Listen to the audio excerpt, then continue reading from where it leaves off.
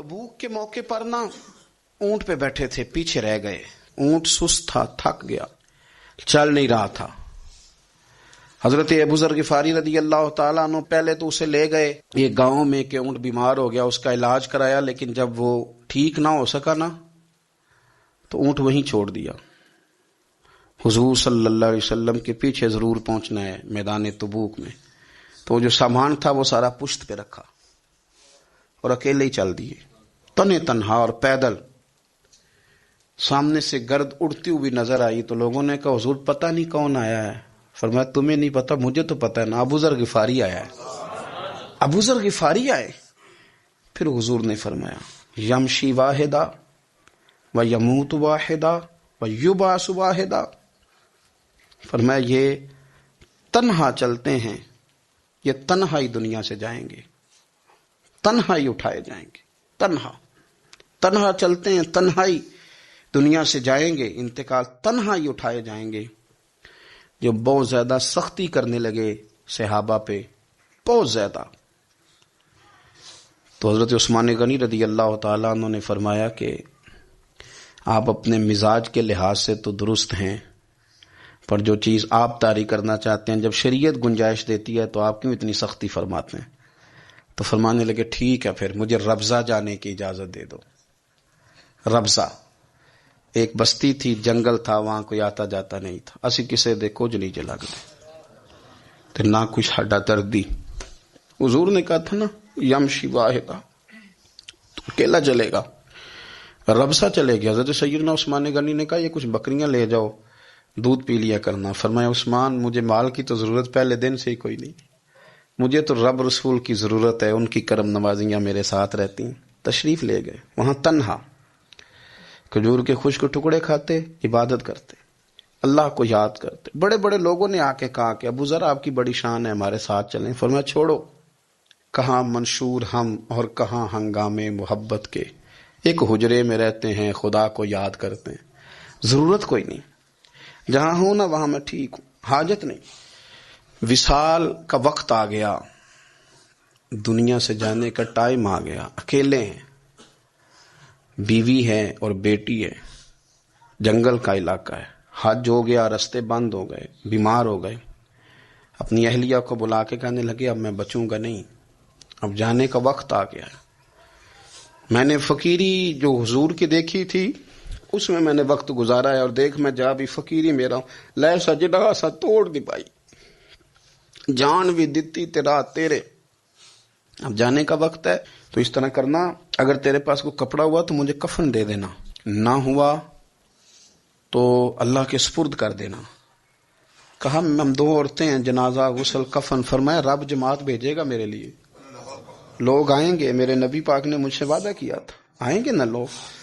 तो एलिया कहने लगी अबू ज़र आपको कैसे पता है कि आप इस सहरा में इंतकाल कर जाएंगे, अल्लाह शिफा देने वाला है। फरमाने लगे हम 3-4 लोग बैठे थे तो हुजूर ने फरमाया था तुम में से एक शख्स सहरा में अकेला इंतकाल कर जाएगा।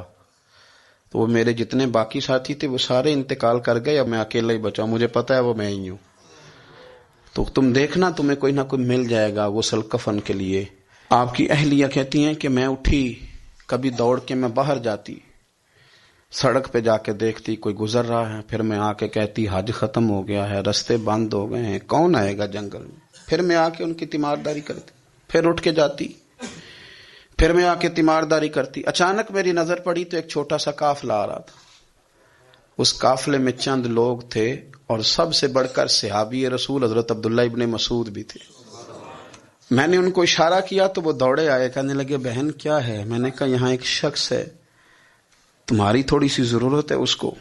तो अब्दुल्ला इब्ने मसूद कहने लगे कौन है बीबी। कहते मैंने कहा कि वो अबू ज़र गिफारी हैं। कहती तड़प के रोए अब्दुल्ला इब्ने मसूद, तड़प के कहने लगे अबू ज़र मेरे नबी पाक का प्यारा, मेरे माँ भी उस पे कुर्बान, मेरा बाप भी कुर्बान, किधर है जल्दी बताओ। कहती मैं ले आई। 4-5 लोग थे वो।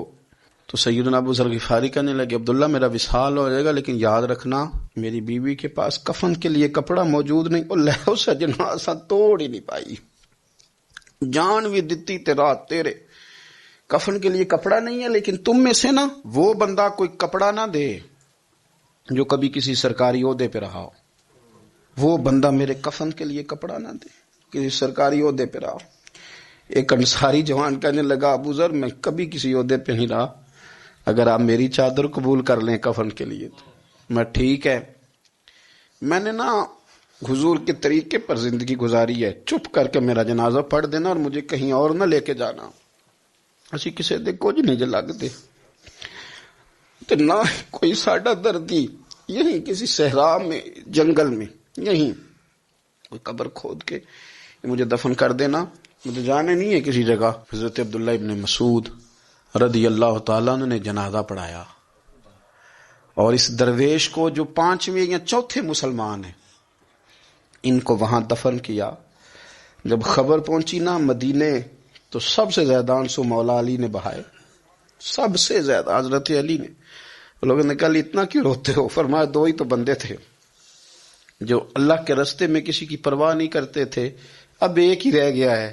کہ حضور کیا مطلب؟ فرمایا 2 ہی تھے، ایک ابو ذر اور ایک علی، اب اکیلا علی تو رہ گیا، وہ چھوڑ کے چلے گئے۔ حضرت سیدنا ابو ذر غفاری رضی اللہ تعالیٰ عنہ اس عظیم شخص کا نام ہے، سردار قبیلے سے تعلق تھا، بڑے بہادر تھے، پر حضور کو فقیری میں دیکھا تو پھر زندگی اسی فقیری میں گزارتی، اسی فقیری میں، اسی طریقے میں وفا کر کے نا اسی رنگ میں گزار دی، انہی نقشوں پہ رہے۔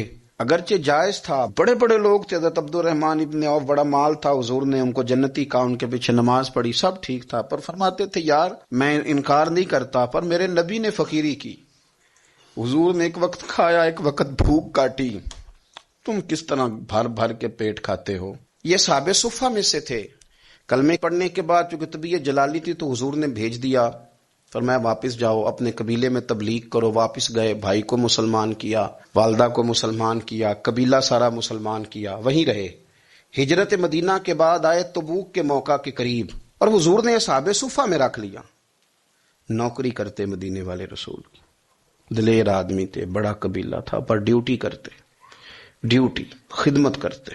ایک بیٹا تھا زار اس کا نام تھا، اس کی ڈیوٹی لگائی تم نے میرے نبی پاک کے اونٹ چرانے، ڈاکو آئے تو صاحبزادہ اونٹوں کی اونٹنیوں کی حفاظت کرتے شہید ہو گیا۔ ایک بیٹی تھی ایک بیٹا، بیٹا شہید ہو گیا، بیوی سے کہا تم نے نبی پاک کے گھر میں خدمت کرنی ہے، حضور کے گھر والوں، اور میں نبی پاک کی نوکری کروں گا۔ حضور کی خدمت کرتے، ہر وقت خدمت میں رہتے، اور حضور جب آتے نا صحابہ صفہ میں یہ شامل تھے جو لوگ دین سیکھتے، حضور جب آتے تو سب سے پہلے آ کے حضرت ابو ذر غفاری کا پوچھتے، بلائیں، اور جب بات کرتے حضور تو بار بار ان کو مخاطب کر کے بات کرتے۔ حضرت ابو ذر غفاری رضی اللہ تعالیٰ عنہ کا نبی پاک سے اتنا پیار کہ ہماری بھی مشکل حل کر دی۔ ابو داؤد شریف میں موجود ہے، ایک دن کہنے لگے یا رسول اللہ صلی اللہ علیہ وسلم، اگر کوئی بندہ کسی سے پیار بڑا ہی کرے پر اس جیسے عمل نہ کر سکے، لوگ ہمیں کہتے ہیں نا جی پیار بڑا، عمل بھی تو کرو نا، بھی کرنا چاہیے، پر انسان ہے نا، غلطی بھی تو ہو ہی جاتی ہے۔ اب ہم عمل نہیں کر سکتے تو تم ہمیں پیار بھی نہیں کرنے دو گے، مہربانی کرو پیار تو کرنے دو نا۔ حضرت ابو ذر غفاری نے کہا، ابو داؤد شریف میں موجود ہے، یا رسول اللہ صلی اللہ تعالی علیہ وآلہ وسلم، حضور پیار بڑا کرے پر ان جیسے عمل نہ کرے تو حکم کیا ہے؟ تو حضور نے فرمایا پیار سچا کرے، اللہ قیامت کے دن جس سے محبت کرے گا نا اس کے ساتھ ہی دونوں کو اکٹھا فرما دے گا۔ تو حضرت ابو ذر نے فوراً کہا، حضور پھر مجھے آپ سے بھی بڑا پیار ہے، رب سے بھی بڑا پیار ہے۔ فرمایا فکر نہ کرنا، جنت میں اکٹھے ہی جائیں گے۔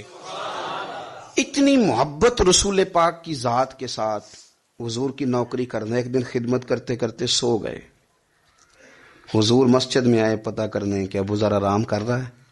یہ بھی مزہ ہوتا ہے، خیال رکھنا اپنے درویشوں کا، کیا کھایا کیا پیا کہاں سوئے۔ حضور رات کو آئے، یہ سوئے ہوئے تھے، فرماتے ہیں حضور نے میرا انگوٹھا ہلایا، میں اٹھ کے بیٹھ گیا، حضور بھی میرے پاس بیٹھ گئے۔ اور میں ابو ذر بڑا پیار کرتے ہو؟ سونے آپ کو پتہ ہی ہے۔